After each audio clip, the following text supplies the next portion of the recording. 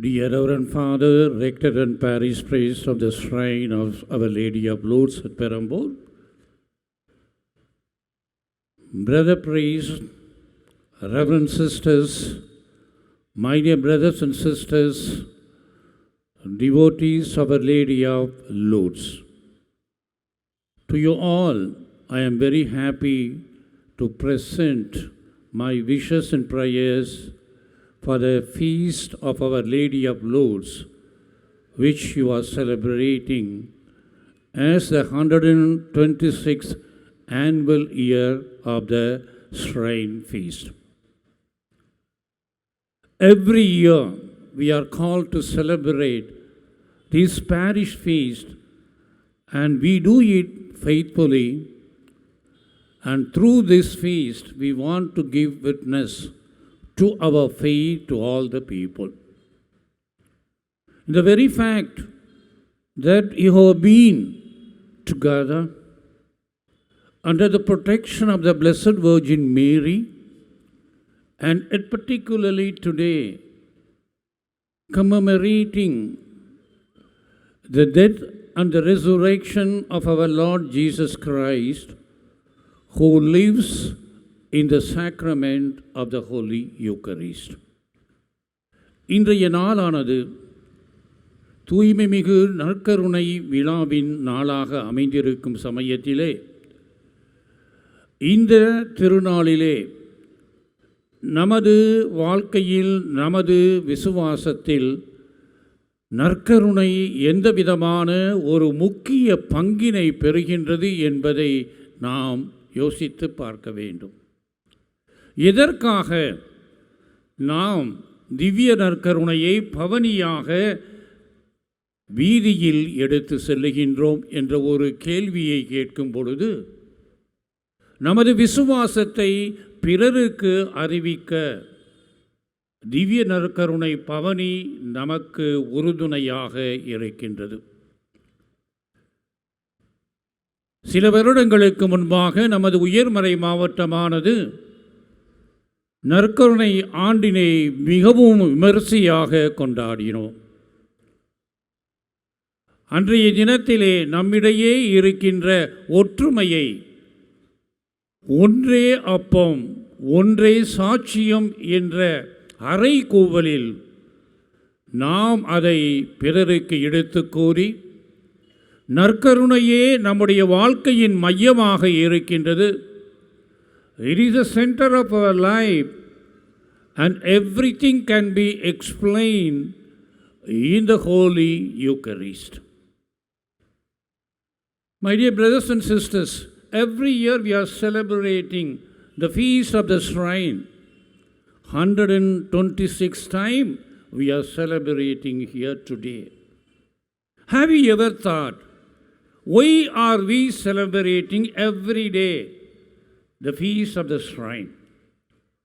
There are so many interpretations, so many explanations are given.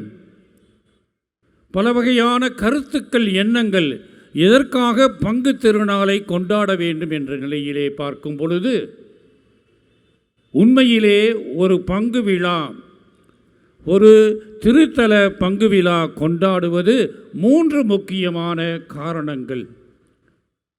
இந்த 3 முக்கியமான காரணங்களும் நற்கருணையின் அடிப்படையிலே அமைந்திருக்கின்றது என்பதை நம்மில் பலருக்கு தெரியாது. எதற்காக வருடா வருடம் நாம் பங்கு பெருவிழாவை கொண்டாடுகின்றோம் என்ற ஒரு கேள்வியை கேட்கும் பொழுது, the first reason is this: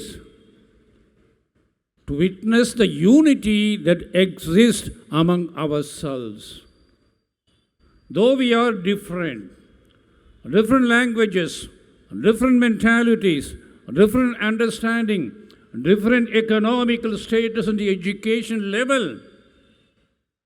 in the Eucharist we come together, form together as one family, and the parish feast is an occasion to manifest that kind of unity among ourselves. பல சமயங்களிலே, பல பங்குகளிலே திருநாள் அன்றுதான் சண்டை வரும். அந்த ஒற்றுமை என்ற நிலை மாறக்கூடிய பல பங்குகளில் அந்த ஒற்றுமையின் உன்னத தன்மையை மறந்துவிடக்கூடிய நிலையில் இருக்கின்றோம் என்பதை நாம் அறிந்து கொள்ள வேண்டும். பங்கு பெருவிழா நம்மிடையே இருக்கின்ற ஒற்றுமையை காட்டுகின்ற விழா. எவ்வாறு அனைவரும் கிறிஸ்து இயேசுவின் உடலிலும் இரத்தத்திலும் பங்கு பெற்று அவரது மறை உடலில் ஒன்றாக இணைகின்றோமோ அந்த உண்மை நிலை. இரண்டாவதாக எதற்கு பங்கு விழா கொண்டாடப்படுகின்றது? இறைவனுக்கு நன்றி செலுத்த. To render thanks to God for all the wonderful gifts what we have received last year. Personally, in the family level, at the parish level, in the city level, in the society, God has abundantly blessed us with so many things. So we come together today to render thanks to the Eucharist, where our Lord Jesus Christ waits for us, protects us, guides us and consoles us. Above all, He is giving all the blessing through various sacraments. எனவே இரண்டாவது காரணம் இறைவனுக்கு நன்றி செலுத்துகின்ற அருமையான ஒரு தருணம், ஒரே பங்கு குடும்பமாக. மூன்றாவதாக பார்க்கும் பொழுது பங்கு விழா எதற்கு கொண்டாடப்படுகின்றது? மனமாற்றத்தின் வாழ்வு மூலமாக நமது வாழ்க்கையை புதுப்பிக்க. The feast calls us a renewal with proper contrition and conversion through the sacrament of Holy Eucharist. So, it is befitting that among the novena time, a day is dedicated for the Holy Eucharist, because to recall us, a parish feast is a time of unity, rendering thanks, and a call for conversion and renewal ourselves. இன்றைய முதல் வாசகத்திலே நாம் படிக்க கேட்டோம். இறைவனால் அழைக்கப்பட்ட இறைவாக்கினர் எசையா எதற்காக அழைக்கப்படுகின்றார்? அழைக்கப்பட்டவர் அவருடைய பணியை எவ்வாறு செய்ய வேண்டும் என்பதை இரத்தின சுருக்கமாக காட்டப்படுகின்றது. நற்செய்தியை அறிவிக்க, ஒடுக்கப்பட்டோருக்கு, உள்ளம் நொறிந்தவர்களுக்கு, சிறைப்பட்டோருக்கு, எல்லாவற்றிற்கும் மேலாக சுதந்திர வாழ்க்கை இழந்து தனிமையிலே வாழ்வோருக்கு நற்செய்தி என்ற விடுதலையை அறிவிக்க. அன்புக்குரியவர்களே, இன்று முதல் வாசகம் நம்முடைய முதல் சிந்தனைக்கு நம்மை அழைக்கின்றது. இன்று நமக்கு கொடுக்கப்பட்டிருக்கின்ற தலைப்பு என்னவென்றால், தியான சிந்தனையாக, He has lifted the lowly. எளியவரை இறைவன் வரங்களால் நிரப்பி அவர்களை உயர்த்துகின்றார். The gospel message is nothing but to bring the good news to each and every one of us and make us to be lifted up through the Holy Eucharist. The first reading says, all this liberation is possible when the gospel is announced properly, because according to Saint Pope Paul VI, the gospel is nothing but is the message of liberation. விடுதலையின் செய்தியாக நற்செய்தி இருக்கின்றது என்பதை நாம் உணர வேண்டும். நற்செய்தியே நமது வாழ்க்கையில் வாழும் பொழுது நாம் அனைவரும் விடுதலையின் மக்களாக வாழ அழைக்கப்படுகின்றோம். அந்த விடுதலையை பெறுவதற்கு திரு அவையிலே திவ்ய நற்கருணையும் அன்னை மரியாளும் நமக்கு இறைவனால் தரப்பட்டிருக்கின்றார். ஆம், இறை இயேசுவில் அன்புக்குரியவர்களே, அன்னையின் வாழ்க்கையை பார்க்கும் பொழுது இறைவனால் அழைக்கப்பட்ட அவர் தன்னுடைய வாழ்க்கையில் விடுதலையை தனக்கு மட்டுமல்ல பிறருக்கும் தருகின்ற ஒரு எடுத்துக்காட்டான ஒரு ஆசிரியராக இருக்கின்றார். புனித அகுஸ்தீனார் அருமையாக கூறுவார், அன்னை மரியாள் நற்செய்தியை பிறருக்கு அறிவிக்கக்கூடிய நிலையில் மாறுவதற்கு காரணமே அவரது அழைப்பின் மூலமாக, அவரது பிறப்பின் மூலமாக, அவரது உலகிலே சாகாத நிலையில் விண்ணகத்திற்கு எடுத்துக்கொண்ட நிலையிலே என்று. உண்மையான விடுதலை அன்னை மரியாள் நமக்கு பெற்றுத்தருகின்ற ஒரு எடுத்துக்காட்டாக ஆசிரியராக இருக்கின்றார். இதனையே நம் ஆண்டவராக இயேசு கிறிஸ்து தன்னையே தாழ்த்தி இன்றைய முன்னுரையில் கேட்டது போன்று நம்முடன் ஒன்றரை கலந்து நமக்காக தன்னையே நிறைவாக அர்ப்பணித்து எல்லாவற்றிற்கும் மேலாக தன் உடலையும் இரத்தத்தையும் கொடுக்கும் பொழுது அந்த விடுதலையை தந்து நம்மையும் அவர் உயர்த்துகின்றார் எளிய நிலையிலே. Unfortunately, whenever we speak about lonely, the lonely are not people who are oppressed. Lonely are not the only people socially downtrodden. There are people lonely because of so many other factors.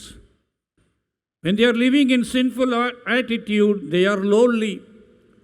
When they have their own way of independent, not a real life that is shared by others, and above all, individualistic attitude, they are also lonely people. So there are so many poverty in our society. Not only that concerns money or social aspect, it also intellectual, it also characteristics, it also makes us how we are away from God spiritually. These are the people lonely, and God through His message, the first reading says, they are being lifted up. The Blessed Virgin Mary, she does as a specially called by God, being the mother of God. Coming very closer, our reflection, we could see how the Blessed Virgin Mary gives us the freedom, liberty in our life. மூன்று முக்கியமான எண்ணங்கள். தன்னுடைய பிறப்பிலே அன்னை மரியாள் தனக்கு மட்டும் விடுதலையை பெறவில்லை, பிறருக்கும் அதை தருகின்ற அன்னையாக மாறுகின்றார். அன்னை மரியாள் தன் அன்னை மரியாள் கருவிலே பாவத்தில் இருந்து விடுவிக்கப்படுகின்றார். ஜென்ம பாவம் மற்றவராக இறை ஆசிரால் அமுல உறுப்பவையாக அன்னை மரியாள் பிறக்கின்றார். God liberated Virgin Mary, the taint of virginal sin, from the moment she was conceived. ஆம், ஏவாளின் செய்த முக்கியமான பாவத்தின் காரணமாக நாம் அனைவரும் ஜென்ம பாவத்தில் ஈடுபட்டிருந்தாலும் கூட அன்னை மரியாள் அத்தகைய ஒரு நிலையிலிருந்து விடுதலையை பெற்று அந்த விடுதலையை நாம் அனுபவிக்க நமக்கு வழிகாட்டியாக இருக்கின்றார். அன்புக்குரியவர்களே, பாவத்திலிருந்து நாம் விடுதலை பெறும் பொழுது நாமும் அருள் வாழ்வுக்கு உரியவராகின்றோம். எனவேதான் பவுல் கூறுவார், ரோமையருக்கு எழுதிய திருமுகத்திலே அதிகாரம் 6 இறைவசனம் 14, பாவம் உங்கள் மீது ஆட்சி செலுத்தக்கூடாது, ஏனெனில் நீங்கள் இப்பொழுது சட்டத்துக்கு உட்பட்டவர்கள் அல்ல, மாறாக அருளின் ஆட்சிக்கு உட்பட்டவர்கள். நாம் பெற்ற அந்த திருமுழுக்கு என்ற அருட்சாதனத்தின் மூலமாக இறைவன் நம்முடைய வாழ்க்கையிலே எத்தனையோ வரங்களை நமக்கு தந்திருக்கின்றார். அதை உணர்ந்து ஏற்று அதன் பொருளை புரிந்தவர்களாக நாம் விடுதலையின் மக்களாக வாழ அன்னை நம்முடைய பிறப்பின் மூலமாக நம்மை அழைக்கின்றார். இரண்டாவது சிந்தனையாக, the second reflection is that the very fact how the Blessed Virgin Mary has been chosen, a call to be the mother of God. When she was chosen by God and announced through Gabriel, the Blessed Virgin Mary, though she couldn't understand what it was meant for her, She accepted everything with humility and simplicity of heart. I am the handmaid of the Lord, let it be done to me. Not only by birth only she is liberated, and also by her call. She gave herself totally to God and became the servant and the slave of God, and liberating himself from herself and giving totally to God. Here we are also called today. Blessed Virgin Mary is not liberating lonely. When she says like that, God liberating the lonely means you are also called to collaborate. ஆம், உண்மையான கிறிஸ்துவ அழைப்பானது ஏதோ நாம் செய்கின்ற ஜெபங்களிலோ பங்கு பெறுகின்ற திருப்பலியிலோ செய்கின்ற சிறு சிறு நல்ல காரியங்களிலோ அமைந்தில்லை என்பதை உணர வேண்டும். நம்முடைய அழைப்பிற்கு ஏற்ற மக்களாக நம்மையே இறைவனுக்கு நிறைவாக அர்ப்பணித்து விடுதலையின் மக்களாக சுதந்திர மக்களாக இறைவனால் நடக்கப்படும் பொழுதுதான் we are also lifted up as lowly people. Brothers and sisters, how many of us could say that I am really liberated person? How many of us could say I am not selfish in my life? சுயநலம், சுயம் என்பது நமது வாழ்க்கையிலே என்றும் நிறைந்து கொண்டு இருக்கின்றது. அதன் மூலமாக நாம் பல தவறுகளை செய்கின்றோம், பல பாவங்களை செய்கின்றோம். அன்னை மரியாள், when she said, he has lifted up the lowly, she meant everything. It is true, when you completely dedicate yourself, gives yourself totally to the will of God, being a slave to God in your life. நமது கிறிஸ்துவ வாழ்க்கையானது நமது சுயத்தை நம்பி இறைவனால் கொடுக்கப்பட்ட வாழ்க்கை கிடையாது.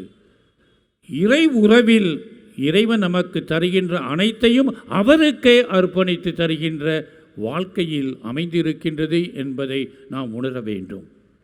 மூன்றாவதாக பார்க்கும் பொழுது முக்கியமான கருத்து அன்னை மரியாளின் விடுதலை. அவர் இந்த உலகத்தில் இருந்து விடைபெறும் பொழுது பிற மனிதர்களைப் போல அவர் இயற்கை சாவை அடையவில்லை. இறைவனால் எடுத்து கொள்ளப்படுகின்ற ஒரு வழியை நமக்கு காட்டுகின்றார்.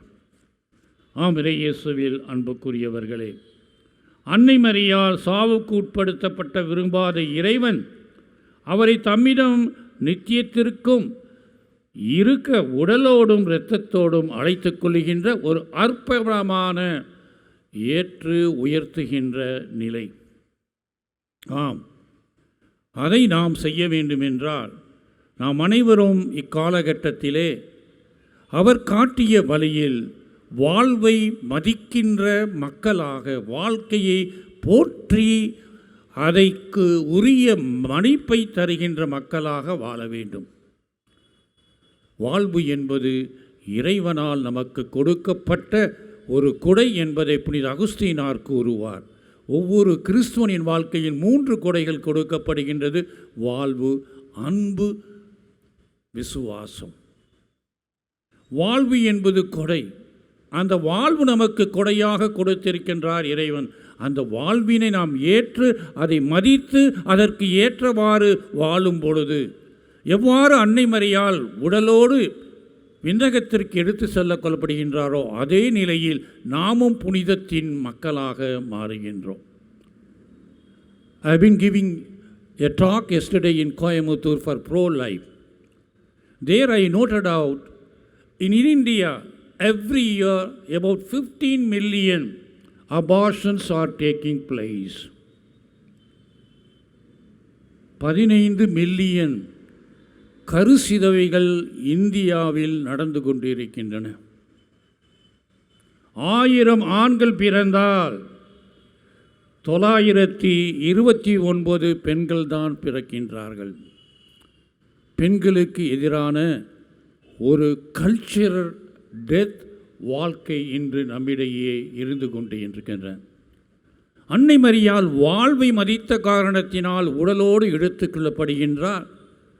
நாம் நமது வாழ்க்கையை ஒரு பொருளாக, ஒரு கருவியாக பயன்படுத்துகின்ற ஒரு அவல நிலையில் நாம் வாழ்ந்து கொண்டிருக்கின்றோம் இல்லை காலகட்டத்திலே. இத்தகைய மக்களுக்கு நமக்கு உரிய உண்மையான விடுதலை எவ்வாறு கிடைக்கும் என்பதை நாம் யோசித்து பார்க்க வேண்டும். சென்ற வாரம் பெங்களூரில் நடந்த அகில இந்திய ஆயர் பேரவையின் முக்கியமான தலைப்பு இதுதான். Rooted in Christ, respecting life, witnessing gospel through human dignity and Indian constitution.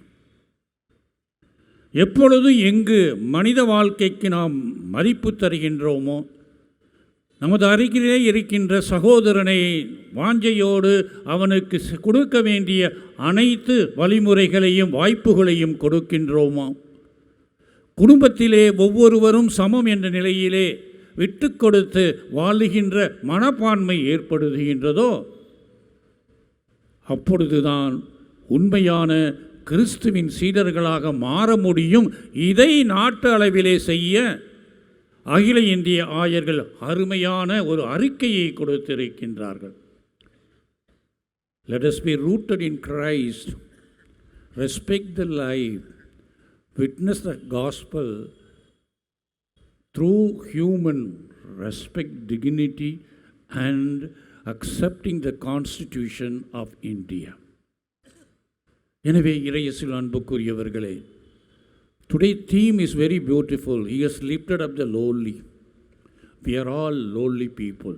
Not only those people who are oppressed socially, not only those people who do not have any financial way of life, fortunate life, and we are all lonely through different way. We are also poor people in many ways, and God wants to lift it up really through the Virgin Mary, who has been given for us the mother of Jesus Christ and mother of the church. Let us follow own way. Let us respect that we have been chosen and we have been baptized and we have been given to be the disciples and the sons and daughter of God the Father. உலகிலே 740 கோடி மக்கள் இருக்காங்க. அதில் கிறிஸ்தவங்க எத்தனை கோடி மக்கள் யாருக்கு தெரியும்? நீங்கள் சத்தமாக சொன்னால் கூட என் காதில் கேட்காது, பரவாயில்ல.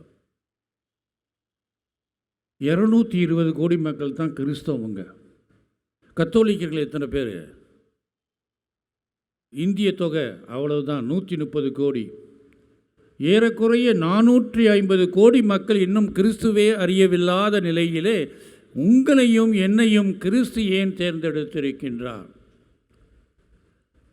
நம்முடைய பிறப்பால் அன்னை மரியாளை போன்று இறைவனால் உயர்த்தப்பட அழைக்கப்பட்ட நம்முடைய அழைப்பிற்கு ஏற்ப அன்னை மரியாள் எவ்வாறு தன்னையே அடிமையாக்கி இறைவனிடம் அர்ப்பணித்தாரோ, அந்த சுயத்தை ஒதுக்கி பொது நலனுக்காக தன்னையே கொடுத்தாரோ, அதே போன்று நமது வாழ்க்கையை அமைக்கும் பொழுது நாமும் உயர்த்தப்படுவோம். மூன்றாவதாக, வாழ்வை மதிக்க அன்னை மரியாள் தன்னையே நிறைவாக தந்த காரணத்தினால்தான் அன்னை மரியாள் உடலோடு விண்ணகத்திற்கு எடுத்து கொள்ளக்கூடிய ஒரு அற்புதமான நிலையில் நமக்கு ஒரு எடுத்துக்காட்டாக இருக்கின்றார். வாழ்வை மதிப்போம், வாழ்வை பிறருக்கு தருவோம். மனித மாண்பினை காத்து வளர்க்கும் பொழுதுதான் உண்மையான விடுதலை நமக்கும் கிடைக்கும், நமது குடும்பத்திற்கும் நமது பங்குக்கும் நமது வாழுகின்ற நமது நாட்டிற்கும் கிடைக்கும். விரைவிலே நம்முடைய மாநிலத்திலே தேர்தல்களை சந்திக்க இருக்கின்றோம். இந்த நிலையிலே நாம் எந்த நிலைப்பாடோடு இந்த தேர்தலை சந்திக்கப் போகின்றோம் என்ற ஒரு கேள்வியை எழுப்ப வேண்டும். நமக்கு தருகின்ற சலுகைகளை பெற்றுக்கொண்டு ஓட்டு போட போகின்றோமா? அல்லது நிதான எண்ணத்துடன் நாட்டில் எங்குமே அமைதியும் சமாதானமும் இருக்க வேண்டும், மதசார்பற்ற நிலையில் நாம் சகோதர வாஞ்சையுடன் வாழ வேண்டும், ஒருவர் ஒருவருக்கு உதவியாக இருந்து சகோதர அன்பில் நாம் நமது நாட்டை பேணி வளர்த்து காக்க வேண்டும் மொழி பிரச்சனையோ மாநில பிரச்சனையோ மத பிரச்சனையும் இல்லாத ஒரு சமுதாயத்தை யார் படைப்பார்களோ, முயற்சி செய்வார்களோ, அவர்களுக்கு நமது வாக்கை தருவது மிகவும் முக்கியம். என்கிட்ட ஒரு அம்மா வந்தாங்க, நீங்கள் சொல்லுங்கள் சுருக்கமாக யாருக்கு ஓட்டு போடுங்கன்னு. நான் சொன்னேன், எனக்கு போட்டுருங்கம்மான்னு. ஏன்னு கேட்டாங்க, இந்த காலத்தில் யாருக்கு ஓட்டு போடணும்னு எனக்கே தெரியல, நீ என்ன வந்து கேட்குறியம்மான்னு. அன்புக்குரியவர்களே, எதற்காக இச்சமயத்தில் இதை சொல்லுகின்றோமோ, நாம் கூடுகின்ற நாம் செய்கின்ற ஒவ்வொரு காரியமும் திருப்பலியாக இருக்கட்டும், நல்ல பக்தி முயற்சிகள். இன்றைக்கி ஆண்டவரை பவனியாக எடுத்துகிட்டு வந்தோம், விசுவாசத்தை பிற மக்களுக்கு அறிவித்தோம். அதனால் உங்களுடைய வாழ்க்கையில் எந்த விதமான ஒரு தாக்கம் ஏற்படுத்த போகுது, அதை யோசித்து பாருங்கள். 126 வருடமாக இந்த திருநாட்களை கொண்டாடும் போது நமது வாழ்க்கை எந்த வகையத்தில் அன்னை மரியாளின் வாழ்க்கையை போன்று மாறி இருக்கின்றது ஒரு கேள்வியை கேட்கும்போது தான் இந்த விழா பொருள் உள்ளதாக இருக்கும். ஒற்றுமையின் விழாவாக, நன்றியின் விழாவாக, நம்மையே மாற்றி அமைக்கின்ற இறை மன்னிப்பை பெற்று புதிய வாழ்க்கையை புதுப்பிக்கின்ற விழாவாக இருந்தால்தான் நாமும் அன்னை மரியார் கூறிய போது இறைவன் நம்மையும் உயர்த்துவார் நம்முடைய தாழ்நிலையில் இருந்து. அதற்காக let us pray in this Eucharistic sacrifice to the intercession of the Blessed Virgin Mary, so that we could follow her footsteps, invoking her blessing upon each and every one of us here present, that we are nothing but instruments in the hands of God, and to be the real torch bearers of the gospel of Jesus Christ, the gospel of true liberation. Amen.